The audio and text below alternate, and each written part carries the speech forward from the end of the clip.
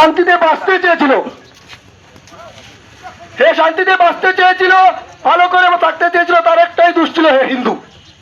যতক্ষণ পর্যন্ত আমার এই দীপুচন্দ্র দাসের বিচার হবে না, আমরা এখান থেকে সংকল্পবদ্ধ হয়ে যাব যে আমরা এই প্রতিবাদ থামাবো না, এবং আমাদের আসাম থেকে, ভারতবর্ষ থেকে বাংলাদেশি বের হয়ে যেতে হবে।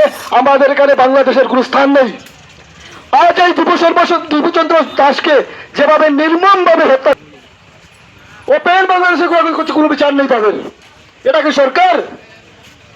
সবাই আরেকবার বলো, জয় শ্রীরাম, জয় জয় শ্রীরাম, জয় জয় শ্রীরাম, ভারত মাতা কি, ভারত মাতা কি, Bangladeshi go back, Bangladeshi go back, পাকিস্তানের যারা সুলতান ইউনূস সরকার, হায় হায়, পাকিস্তানের যারা সুলতান ইউনূস সরকার, হায় হায়, বাংলাদেশি গো ইউনূসের গালে, ইউনূসের গালে গালে, ইউনূসের গালে গালে, জুতা মারো তালে তালে,